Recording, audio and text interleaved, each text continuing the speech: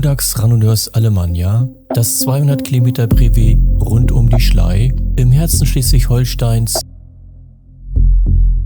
Gruppe fahren. Bei Wind und Wetter. Auf den Aschberg. Komm mit. Sei dabei. Faszination Brevet fahren. Das ist Audax. Willkommen. Im ersten Teil waren wir gestartet in Schönkirchen. Es ging einmal um Kiel rum über den Kanal, nach Gettorf, durch Eckernförde und nach Resebü, dem ersten Checkpoint. Und nun geht es weiter mit Wind im Rücken nach Kappeln, dann mit sehr viel Wind von vorn, immer dicht entlang der Schlei nach Schleswig und langsam über die Hüttener Berge hoch zum Aschberg, am Wittensee vorbei, am Westensee vorbei, über den Nord-Ostsee-Kanal und dann langsam zurück nach Kiel-Schönkirchen. Und das war das Ende von Teil 1, der Checkpoint 1 in Resebü. Gruppe war noch schön groß und nun geht's weiter.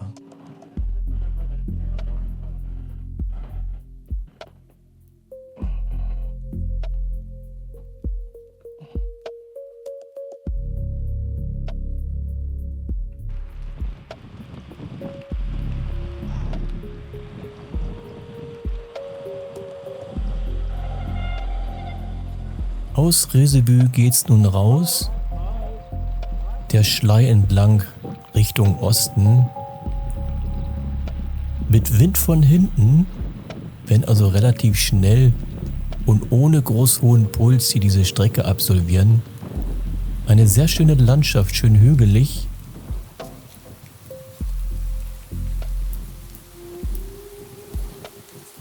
Es geht Richtung Kappeln, dem zweiten Checkpoint. Und man sieht schon, wir treten kaum und rollen hier mit fast 40 lang. 14 Kilometer noch den Wind von hinten. Ja. Und dann kommt er von vorn. Dann wird es echt mörderisch. Das ist wirklich die Strecke.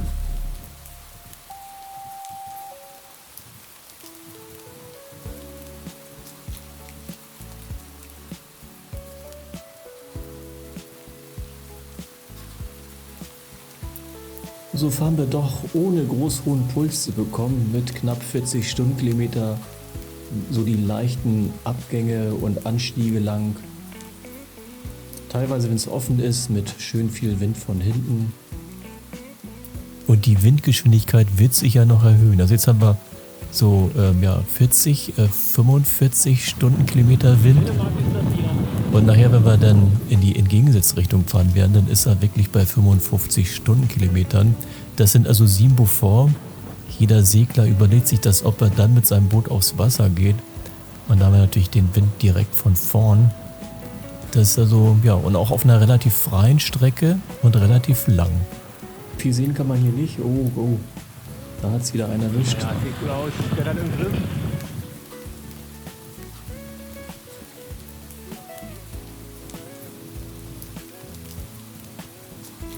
Und so geht es für uns durch die kleinen Dörfer da, teilweise mit Drehdachhäusern und die Schlei zu sehen. Einmal um Arnis herum, die kleinste Stadt in Deutschland.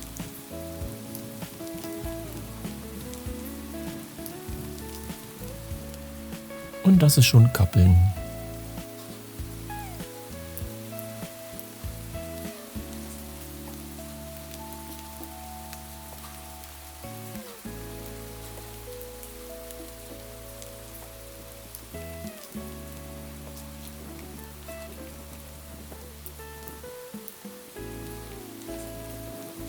Das ist jetzt Kappeln.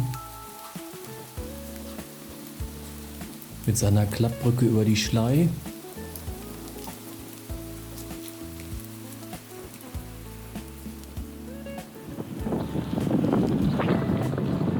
So, das wunderbare Kappeln.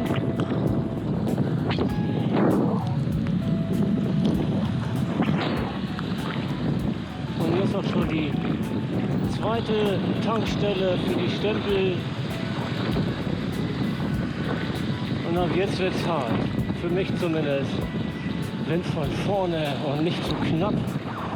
Uah.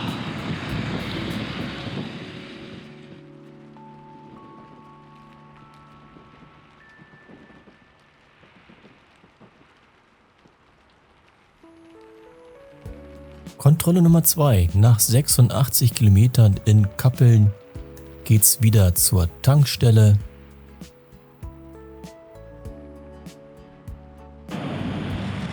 Ja, er hat gleich einen riesen Vorteil. Windschnittig.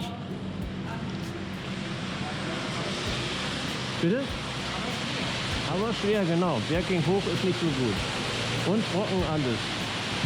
So, es geht weiter.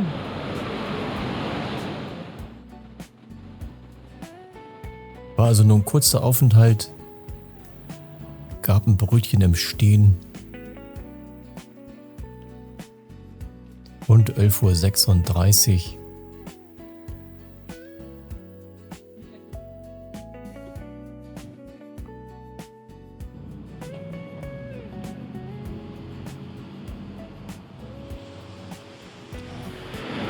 So, adieu Kappeln.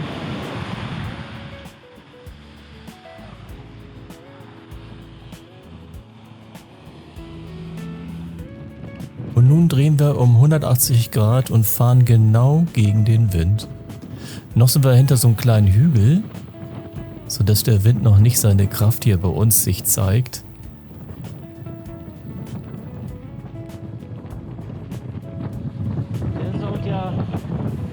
Der saut ja richtig rum hier. Also noch geht das ja, hier haben wir noch einen kleinen Hügel.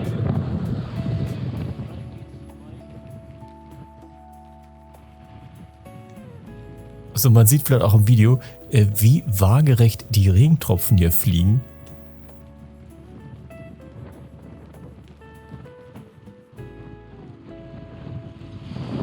Die Gruppe ist auch ziemlich klein geworden jetzt.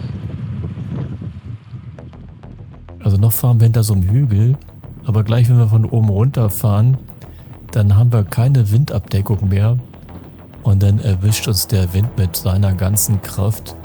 Und das ist hier sehr ungeschützt, also es gibt keine Bäume oder Sträucher. Und da sind wir ziemlich offen, direkt am Wasser. Und das für eine lange, lange Strecke. Nun geht's schön lang, genau entlang der Schlei. Also das war wirklich kräftezehrend. Unten am Wasser. Aber noch ist besser, als ich befürchtet hatte mit dem Wind. War zwar noch nicht vorne, aber hier weiter hinten wieder.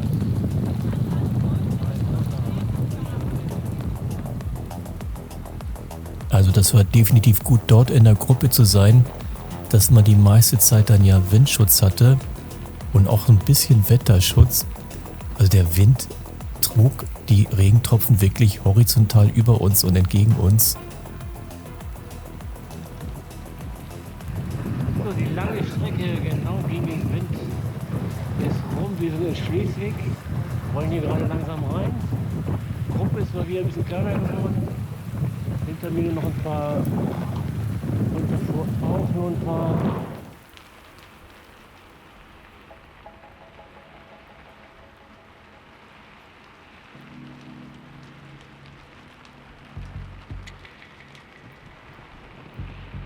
Und so rollen wir in Schleswig rein. Zum Glück mal wieder ein bisschen trocken.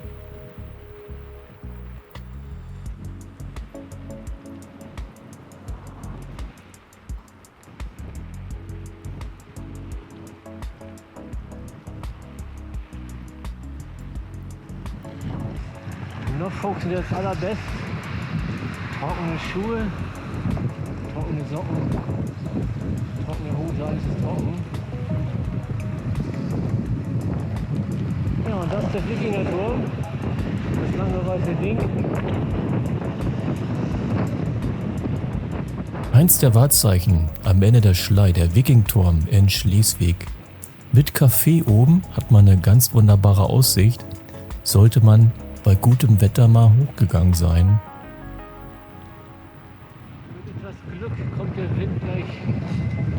von der Seite, dass er nicht mehr so belastet.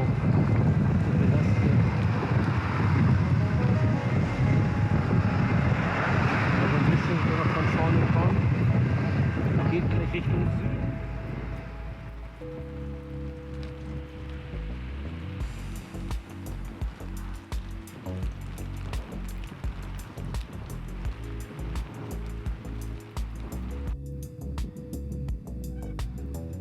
Das Schloss Gottorf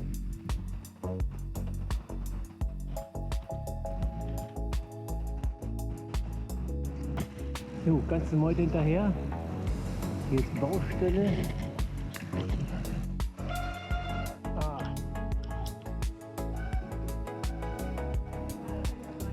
Ich glaube, ja.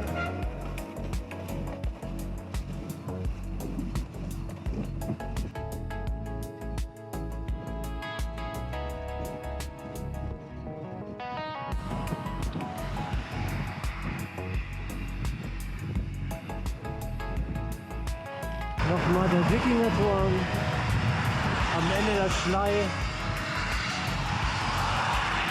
Und jetzt geht's zur nächsten Tankstelle.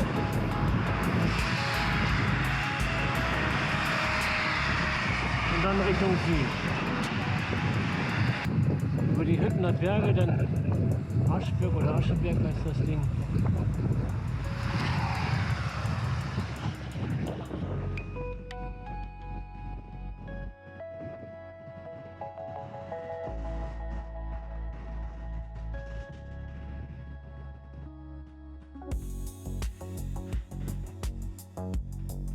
Die dritte Kontrolle, Bußdorf bei Schleswig.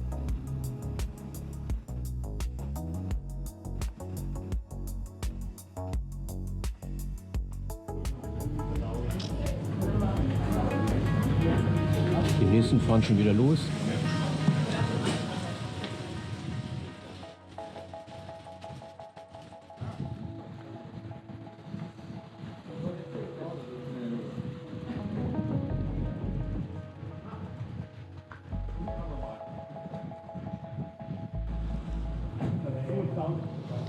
Nee, aber ich war so fertig da.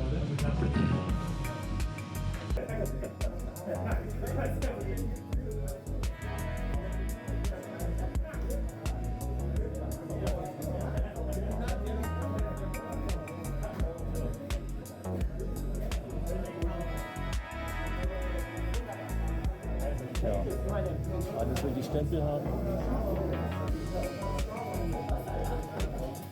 So, geht wieder weiter. Mini kleine Gruppen. Zu zweit.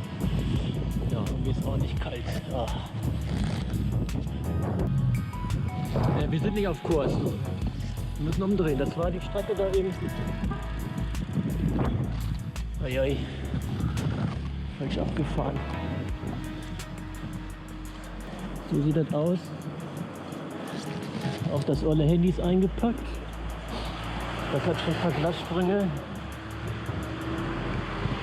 Würde keine Netze mehr abhalten.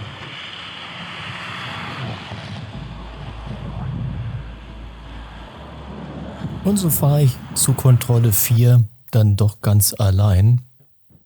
Die meisten haben noch in der Tankstelle gewartet, haben da irgendwie was gegessen. Aber sie werden wieder aufholen, wenn ich da oben am Aschberg bei Kontrolle 4 etwas verweile.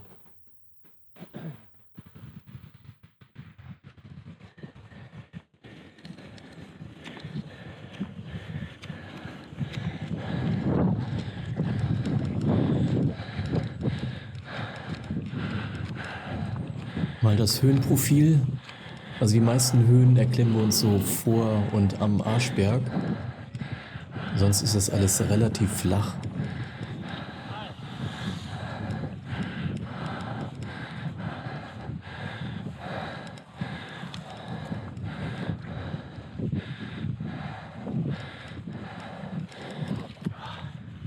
Im absolut kleinsten Gang, den ich habe.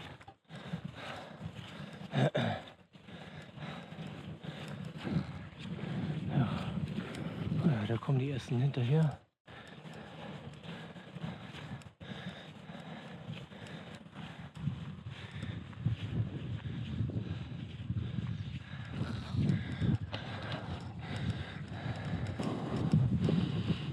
Und da ist es, das Panorama-Hotel am Arschberg.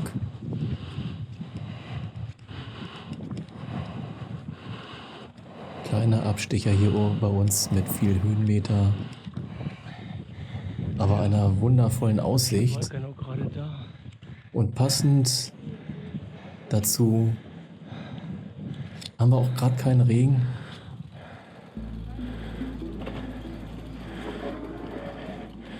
Ah, die Bremsen hören sich fürchterlich an.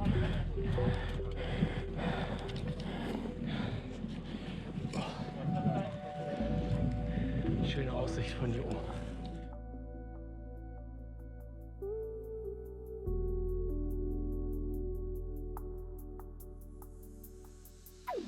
Ein schöner Ausblick auf die Hüttener Berge, dem Gebiet da um den Arschberg herum.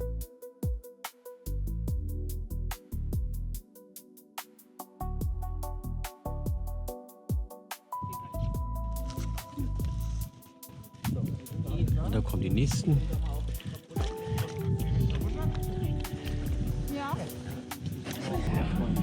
Ich fahr schon mal vor. Der Rest kommt gleich nach.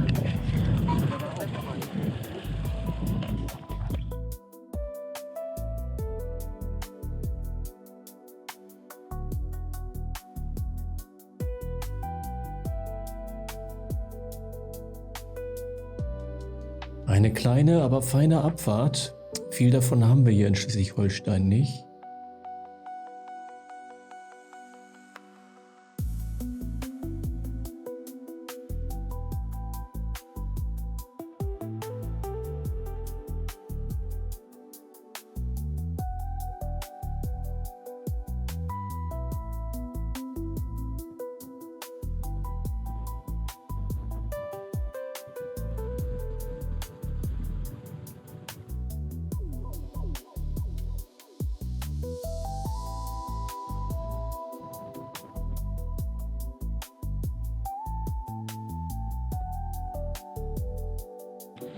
Scheiße, wo? War das richtig?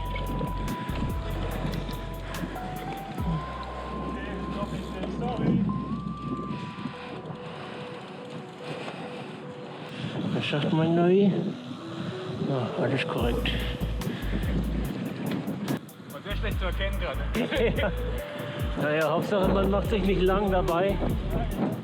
Und so geht's weiter in einer kleinen Dreiergruppe entlang der Hüttener Berge, mal ohne Regen. Immer noch sehr schön an den Flanken. Das ist jetzt der Bistensee. Noch an der Seite. See ist passiert. Jetzt geht's zum Westensee runter. Ne, Wittensee ist das hier. Westensee kommt noch. Oh, hier hauen wir. Wittensee vorbei, geht Richtung Kanalfähre über den Nordostseekanal. Bei See steht.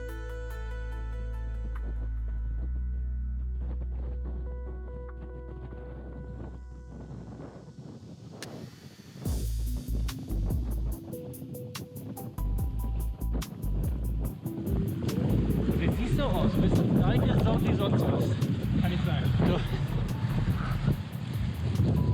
Ich glaube, du bist hier der Dreckigste. Nee, ehrlich. Du hast mehr als deinen Kumpel da vorne. Auf dem Rücken. Vielleicht sieht man es aus seiner schwarzen Jacke nicht wirklich. Wenn alle hier hinten so eine Tasche haben, da kommt nichts hoch.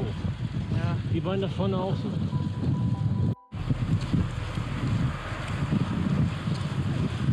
So, geht entlang vom Wittensee zur Fähre über den Nordostseekanal und dann zur Bundesstraße zur letzten Tankstelle.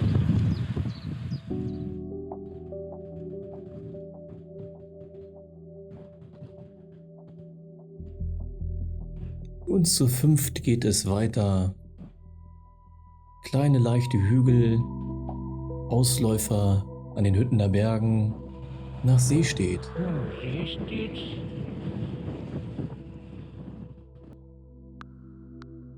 Die Fähre wartet schon auf uns, brauchen wir nur raufrollen. Ah, sogar gerade da, super.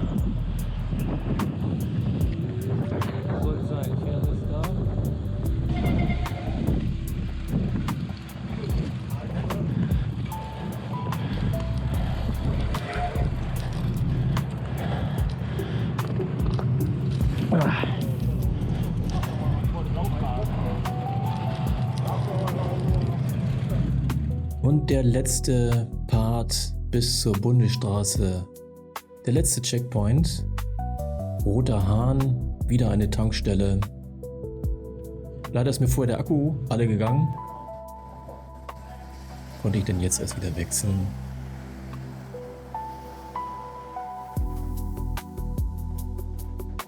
Kontrolle Nummer 5 bei 185 Kilometer.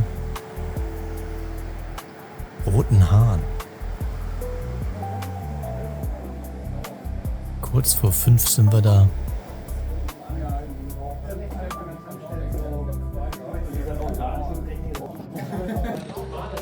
Das war der letzte Halt. Akku war leer. Geht also jetzt erst weiter mit der Aufzeichnung.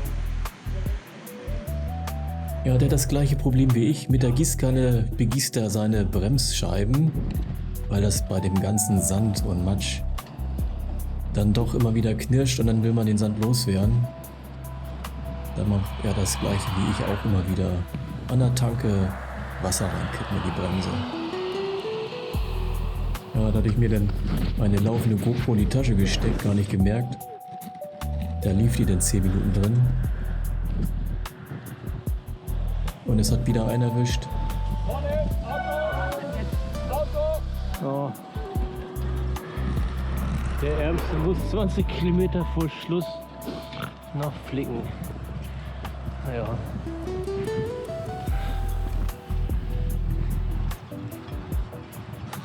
So, ein paar hinter uns. Gruppe ist wieder gewachsen. Und jetzt nudeln alle hier langsam nach Kiel rein. Entlang von Rönne, dem Gewerbegebiet Wellsee, geht's durch Elmschenhagen. Regen setzt dann auch wieder ein.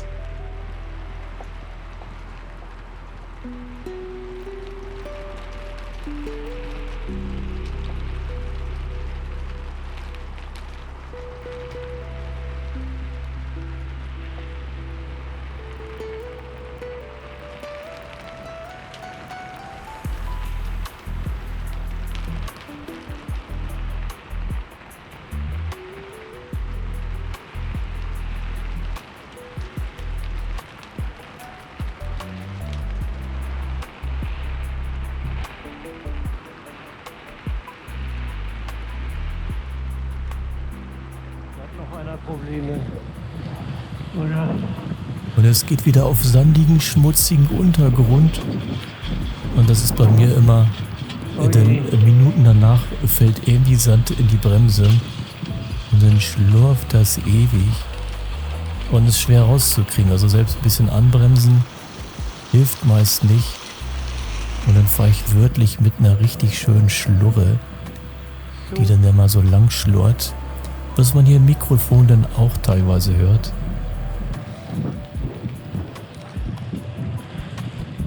So, die letzten Meter vor Schönkirchen. Einmal zur Bundesstraße unten drunter durch und dann seitlich Richtung Schwentine.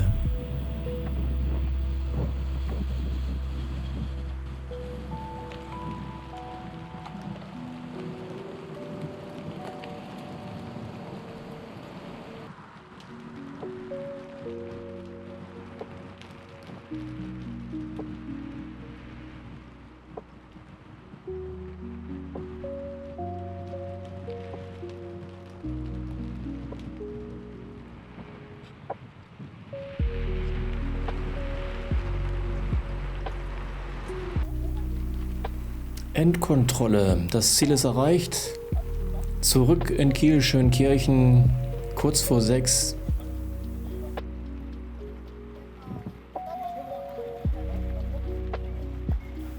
Hier die beiden Außen in Rot und Schwarz. Das sind übrigens Claudia und Carsten, die Organisatoren von diesem Standort in Schleswig-Holstein. War eine wunderbare Fahrt, trotz des vielen Regens, des starken Windes. Ein bisschen Statistik, also zwischen 8 bis 9 Stunden Dauer haben es also 6 geschafft, darüber dann 19. Noch ein paar Impressionen von allen 4 Fahrten, 200er bis 600er. Dann bis nächstes Jahr. Danke fürs Zuschauen. Wir sehen uns.